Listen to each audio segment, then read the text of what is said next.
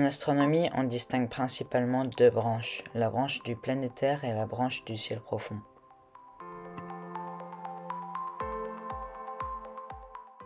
En astronomie planétaire, on observe les planètes, le Soleil et la Lune. Vénus est le troisième objet le plus brillant après le Soleil et la Lune. Quand on observe Vénus à travers un télescope, on ne voit pas de détails à sa surface à cause des nuages, mais on peut voir un croissant qui ressemble à la Lune en miniature. Mars est la quatrième planète en partant du Soleil. Quand on l'observe à travers un télescope, on peut voir sa calotte polaire et des détails à sa surface. L'observation de Mars n'est pas vraiment intéressante quand elle n'est pas assez proche de la Terre, car on ne peut pas vraiment voir de détails. Jupiter est la plus grande planète du système solaire. Quand on l'observe à travers un petit télescope, on peut voir un disque et ses 4 satellites les plus gros. Et avec un télescope assez puissant, on peut même voir sa grande tache rouge et des détails à sa surface tels que des orages par exemple. Saturne est très connu grâce à ses anneaux. Quand on l'observe à travers un petit télescope, on peut voir sa boule de gaz et ses anneaux, et avec un télescope assez puissant, on peut voir ses plus grosses lunes, des détails sur ses anneaux et des détails à sa surface tels que des nuages et des orages. En astronomie amateur, on observe rarement Mercure, Uranus et Neptune car elles sont soit trop petites, soit trop éloignées, donc leur observation n'est pas intéressante. La Lune est un astre vraiment très facile à observer même avec un petit télescope. On peut voir facilement du relief et des cratères à sa surface. Et en plus de ça, la Lune comporte des phases, donc ça la rend tous les mois différente. L'observation du Soleil doit se faire avec des bons filtres, sinon elle peut devenir dangereuse. Lorsqu'on observe le Soleil avec un télescope spécialisé, on peut voir des éruptions et beaucoup de détails à sa surface. En revanche, lorsqu'on observe le Soleil avec un télescope non spécialisé et que l'on équipe ce télescope avec un filtre solaire, on ne verra pas donc d'éruption et on verra beaucoup moins de détails à sa surface. En astronomie du ciel profond, on observe des amas d'étoiles, des galaxies et des nébuleuses.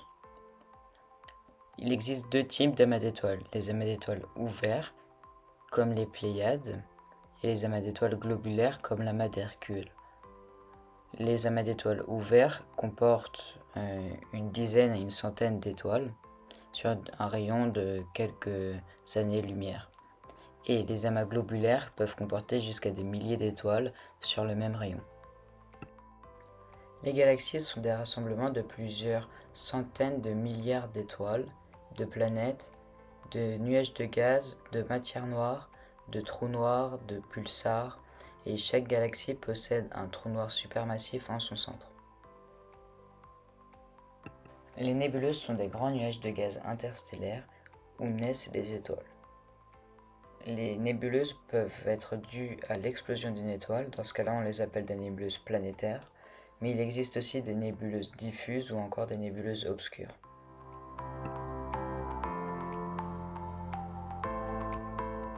Alors il existe beaucoup de différences en astronomie planétaire et en astronomie du ciel profond. En planétaire déjà il y a beaucoup moins d'objets puisqu'il y a 4 planètes, la Lune, le Soleil et puis c'est tout. Donc en revanche en ciel profond il y a plusieurs centaines d'objets répertoriés et classés dans des catalogues tels que le catalogue de Messier.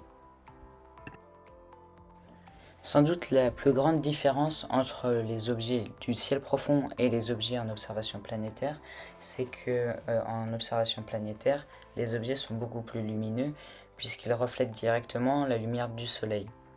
Donc en revanche pour les objets du ciel profond, comme ils sont très peu lumineux, vous ne pouvez pas les observer s'il y a de la pollution lumineuse, ce qui n'est pas le cas des planètes, de la Lune et du Soleil.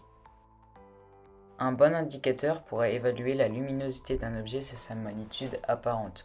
Donc plus un objet est lumineux, plus sa magnitude apparente tend vers moins l'infini. Et plus un objet est sombre, plus sa magnitude apparente tend vers plus l'infini. Alors là, on peut voir que les objets en ciel profond ont une magnitude qui est en général supérieure à 3, donc ils sont vraiment pas lumineux. Juste pour exemple, la magnitude du Soleil, c'est d'environ moins 26. En revanche, en astronomie planétaire, les objets ont une magnitude en général négative, donc ils sont assez lumineux. Donc comme on a vu que les objets du ciel profond sont très peu lumineux, quand vous les observez à travers un télescope, en général c'est en noir et blanc, sauf avec des télescopes de très grand diamètre.